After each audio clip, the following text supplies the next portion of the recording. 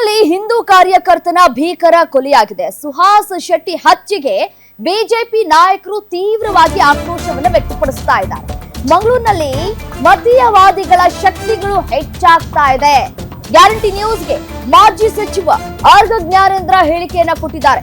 ಹಿಂದೂ ಕಾರ್ಯಕರ್ತರಿಗೆ ರಾಜ್ಯದಲ್ಲಿ ರಕ್ಷಣೆಯೇ ಇಲ್ಲ, ಕರಾವಳಿಯ ಪೊಲೀಸರು ನಿಷ್ಕ್ರಿಯರಾಗಿದ್ದಾರೆ ಅಂತ ಹೇಳಿ ಆರ್ಗ ಜ್ಞಾನೇಂದ್ರ ಹೇಳ್ತಾ ಇದ್ದಾರೆ. ರಾಜ್ಯ ಸರ್ಕಾರವೇ ಈ ಕೊಲೆಗೆ ನೇರ ಹೊಣೆಯಾಗಬೇಕು.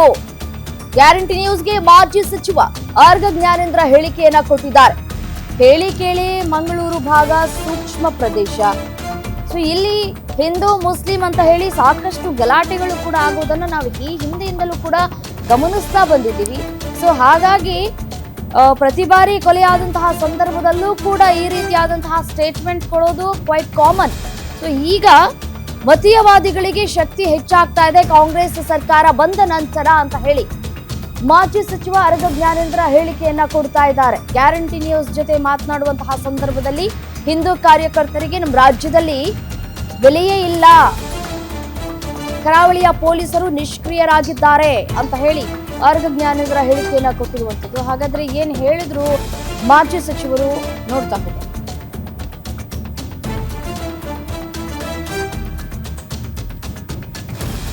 ಸುಹಾಸ್ ಶೆಟ್ಟಿ ಹತ್ಯೆಗೆ ಬಿಜೆಪಿ ನಾಯಕರು ತೀವ್ರವಾಗಿ ಆಕ್ರೋಶವನ್ನ ವ್ಯಕ್ತಪಡಿಸ್ತಾ ಇದ್ದಾರೆ. ಮಂಗಳೂರಿನ ಎಜೆ ಆಸ್ಪತ್ರೆಗೆ ಮಂಗಳೂರು ದಕ್ಷಿಣ ಬಿಜೆಪಿ ಶಾಸಕ ವೇದವ್ಯಾಸ ಕಾಮತ್ ಅವರು ಕೂಡ ಭೇಟಿ ಕೊಟ್ಟಿದ್ರು. ಯಾವಾಗ ಕೊಲೆ ಆಯಿತು ಆ ಸಂದರ್ಭದಲ್ಲಿ ಆಸ್ಪತ್ರೆ ಎದುರು ಭಾರೀ ಸಂಖ್ಯೆಯಲ್ಲಿ ಹಿಂದೂ ಕಾರ್ಯಕರ್ತರು ಕೂಡ ಸೇರಿದ್ದಾರೆ. ಇದರಿಂದ ಮುನ್ನೆಚ್ಚರಿಕಾ ಕ್ರಮವಾಗಿ ಆಸ್ಪತ್ರೆ ಎದುರು ಬಿಗಿ ಬಂದೋಬಸ್ತನ್ನ ಕೂಡ ಪೊಲೀಸ್ ಇಲಾಖೆ ಮಾಡಿಕೊಂಡಿದೆ. ನೋಡಿ, ಅವತ್ತು ಸಂಜೆ 2022ರಲ್ಲಿ ದಕ್ಷಿಣ ಕನ್ನಡ ಜಿಲ್ಲೆಯಲ್ಲಿ ನಡೆದಂತಹ ಹಿಂದೂ ಕಾರ್ಯಕರ್ತ ಪ್ರವೀಣ್ ನೆಟ್ಟಾರು ಹತ್ಯೆ ಭಾರಿ ಆಕ್ರೋಶಕ್ಕೆ ಕಾರಣವಾಗಿತ್ತು. ಇದಕ್ಕೆ ಪ್ರತಿಕಾರವಾಗಿ 2022ರ ಜುಲೈ 28ರಂದು ಸೂರತ್ಕಲ್ನಲ್ಲಿ ಫಾಜಿಲ್ ಕೊಲೆಯಾಗಿತ್ತು. ಅದೇ ರೀತಿಯಾಗಿ ಫಾಜಿಲ್ನನ್ನ ಯಾವ ರೀತಿಯಾಗಿ ಸ್ಕೆಚ್ ಹಾಕಿ ಕಾದು ಕುಳಿತು ಸರಿಯಾಗಿ ಸ್ಥಳದಲ್ಲಿ ಫಾಜಿಲ್ ಕಣ್ಣಿಗೆ ಬೀಳ್ತಾ ಇದ್ದಂತೆ ಸುಹಾಸ್, ಮೋಹನ್, ಅಭಿಷೇಕ್ ಮಾರಕಾಸ್ತ್ರಗಳಿಂದ ದಾಳಿ ನಡೆಸಿ ಕೊಚ್ಚಿ ಪರಾರಿಯಾಗಿತ್ತು. ಇದೀಗ ಮತ್ತೆ ಅದೇ ರೀತಿಯಾದಂತಹ ಕೊಲೆ ಆಗಿದೆ. ಕರಾವಳಿಯಲ್ಲಿ ಹಿಂದೂ ಕಾರ್ಯಕರ್ತರ ಕೊಲೆ ಆಗ್ತಾ ಇದೆ. ಮಾಜಿ ಸಿಎಂ ಡಿ.ವಿ. ಸದಾನಂದಗೌಡ ಹೇಳಿಕೆ ಕೊಟ್ಟಿರುವಂತದ್ದು, ರಾಜ್ಯದಲ್ಲಿ ಕಾನೂನು ಸುವ್ಯವಸ್ಥೆ ವಿಫಲವಾಗಿದೆ. ಗ್ಯಾರಂಟಿ ನ್ಯೂಸ್ಗೆ ಡಿ.ವಿ. ಸದಾನಂದಗೌಡ ಹೇಳಿಕೆಯನ್ನ ಕೊಟ್ಟಿದ್ದಾರೆ. ಈ ರೀತಿಯಾಗಿ ಕೊಲೆ ಪ್ರಕರಣಗಳು ಆಗ್ತಾ ಇದೆ, ಇದಕ್ಕೆ ನೇರ ಸರ್ಕಾರವೇ ಹೊಣೆಯನ್ನ ಹೊರಬೇಕು ಅಂತ ಹೇಳಿ ಮಾಜಿ ಸಚಿವ ಆರ್ಗ ಜ್ಞಾನೇಂದ್ರ ಹೇಳಿದ್ರೆ, ಡಿ.ವಿ. ಸದಾನಂದಗೌಡರು ಕೂಡ ಹೇಳಿಕೆಯನ್ನ ಕೊಟ್ಟಿದ್ದಾರೆ ಗ್ಯಾರಂಟಿ ನ್ಯೂಸ್ಗೆ, ಕಾನೂನು ಸುವ್ಯವಸ್ಥೆ ವಿಫಲವಾಗಿದೆ ಅಂತ ಹೇಳಿ.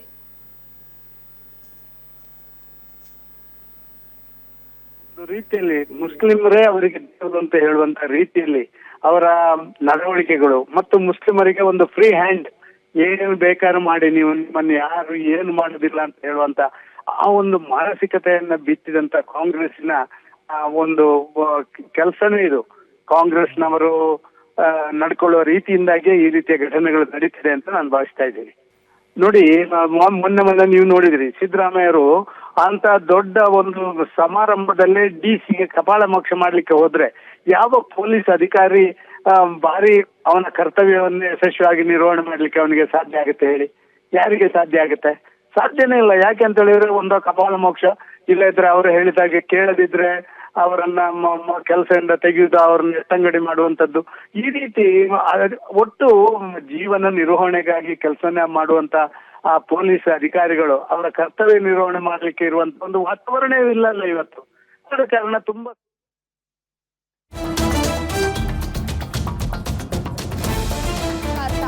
ಪಾಕಿಸ್ತಾನ ಜಿಂದಾಬಾದ್ ಅನ್ನೋರಿಗೆ ಇಲ್ಲಿ ನಮ್ಮ ರಾಜ್ಯದಲ್ಲಿ ರಕ್ಷಣೆ ಇದೆ.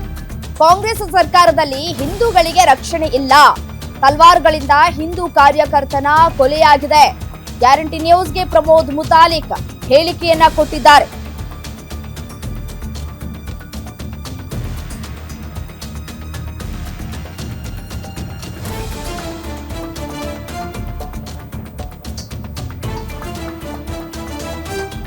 ಇದು ನಮ್ಮ ಕಾಂಗ್ರೆಸ್ ಸರ್ಕಾರ ಬಂದ ಮೇಲೆ ಇದನ್ನ ಖಂಡಿಸ್ತಾ ಇದ್ದೀನಿ. ಮತ್ತು ಇದು ನಮ್ಮ ಕಾಂಗ್ರೆಸ್ ಸರ್ಕಾರ ಬಂದ ಮೇಲೆ ಸ್ವಲ್ಪ ಜಾಸ್ತಿ ಆಗಿದೆ. ಇದು ಅವರಿಗೆ ಕುಮ್ಮಕ್ಕು ಸಿಗ್ತಾ ಇದೆ. ವ್ಯವಸ್ಥಿತವಾಗಿ ಅವರು ಮಾಡಿದಂತ ಕೃತ್ಯಕ್ಕೆ ಪ್ರೋತ್ಸಾಹ, ಆ ನಂತರದ ಪ್ರಕ್ರಿಯೆಗೆ ಅವ್ರನ್ನ ಬಚಾವ್ ಮಾಡುವಂತಹದ್ದು, ಇದು ನಿರಂತರವಾಗಿ ನಡೀತಾ ಇರುವಂತ ಕಾಂಗ್ರೆಸ್ಸಿನ ಕೃತ್ಯ ಇದು. ಸೊ ಈ ರೀತಿಯ ಅಟ್ಟಹಾಸ ನೋಡಿದೆ, ನಾನು ವಿಡಿಯೋ ನೋಡಿದೆ.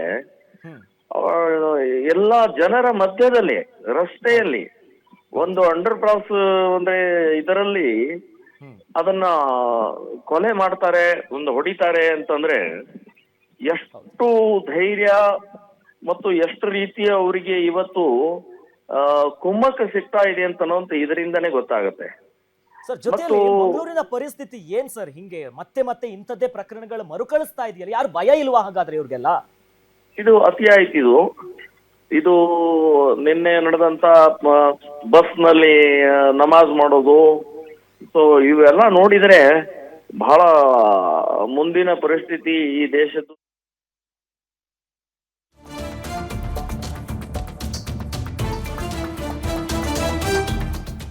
ವಿಚಾರಕ್ಕೆ ಸಂಬಂಧಪಟ್ಟಂತೆ ಸುಹಾಸ್ ಶೆಟ್ಟಿ ಹತ್ಯೆಗೆ ಬಿಜೆಪಿ ನಾಯಕರು ತೀವ್ರವಾಗಿ ಆಕ್ರೋಶವನ್ನ ವ್ಯಕ್ತಪಡಿಸ್ತಾ ಇದ್ದಾರೆ.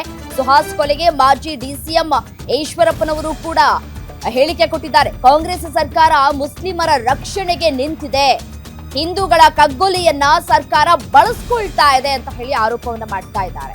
ಸಿದ್ದರಾಮಯ್ಯ, ಗೃಹ ಸಚಿವ ಪರಮೇಶ್ವರ್ ಗಮನಿಸಬೇಕು, ಹಿಂದೂ ವಿಚಾರವಾಗಿ ಹೋರಾಟ ಮಾಡೋದೇ ತಪ್ಪ ಅಂತ ಹೇಳಿ ಹೇಳಿಕೆಯನ್ನ ಕೊಟ್ಟಿದ್ದಾರೆ ಈಶ್ವರಪ್ಪನವರು. ಕಗ್ಗೊಲೆಗೆ ಪೊಲೀಸಿನ ಇಲಾಖೆ ನೇರವಾಗಿ ಸರ್ಕಾರ ಬಳಸ್ಕೊತಾ ಇದೆ. ಗೂಂಡಾಗಳಿಗೆ ಸ್ವಲ್ಪವೂ ಭಯ ಇಲ್ಲ. ಗೊತ್ತು, ನಾವು ಏನೇ ಮಾಡ್ಕೊಂಡು ಬಂದ್ರು ಕೂಡ ಸರ್ಕಾರ, ಕಾಂಗ್ರೆಸ್ ಸರ್ಕಾರ ನಮ್ಮ ರಕ್ಷಣೆ ಮಾಡುತ್ತೆ ಏನಂತ ಒಂದು ವಿಶ್ವಾಸದಲ್ಲಿ ಅವರು ಇರೋದ್ರಿಂದ ಹಿಂದೂ ಕಾರ್ಯಕರ್ತರು, ಹಿಂದೂ ನಾಯಕರುಗಳು ಕಗ್ಗೊಲೆ ಆಗ್ತಾ ಇದೆ. ಇದು ಮುಖ್ಯಮಂತ್ರಿಗಳು ಗಮನಿಸಬೇಕು, ಡಾಕ್ಟರ್ ಪರಮೇಶ್ವರ್ ಕೂಡ ಗಮನಿಸಬೇಕು, ಗೃಹ ಮಂತ್ರಿಗಳು. ಇಲ್ಲ ಅಂತಂದ್ರೆ ಇದು ಕರ್ನಾಟಕ ರಾಜ್ಯದಲ್ಲಿ ಎಲ್ಲರೂ ಹೇಳ್ತಾರೆ ಯಾವ ತುದಿಗೂ ಹೋಗುತ್ತೋ, ಯಾವ ತುದಿಗೂ ಹೋಗುತ್ತೋ, ಯಾವ ತುದಿಗೂ ಹೋಗಲ್ಲ. ಯಾರ್ಯಾರು ಈ ರೀತಿ ಕೊಲೆ ಮಾಡಕ್ ಹೋಗ್ತಾ ಇದಾರೆ, ಆ ಕೊಲೆ ಮಾಡೋರ್ಗೂ ಕೂಡ ಕೊಲೆಗಳಾಗ್ತಾ ಹೋಗುತ್ತೆ ಇನ್ನು ಬರುವಂತ ದಿನಗಳಲ್ಲಿ. ಹಿಂದೂ ವಿಚಾರವನ್ನು ತಗೊಂಡು ಹೋರಾಟ ಮಾಡೋದೇ ತಪ್ಪು ಕರ್ನಾಟಕ ರಾಜ್ಯದಲ್ಲಿ ಇರುವಂತ ಭಾವನೆ ಇವತ್ತು ಕಾಂಗ್ರೆಸ್ ಸರ್ಕಾರ ತರ್ತಾ ಇರೋದು ಇದಕ್ಕೂ ದೊಡ್ಡ ಖಂಡನೀಯ ಅಂಶ.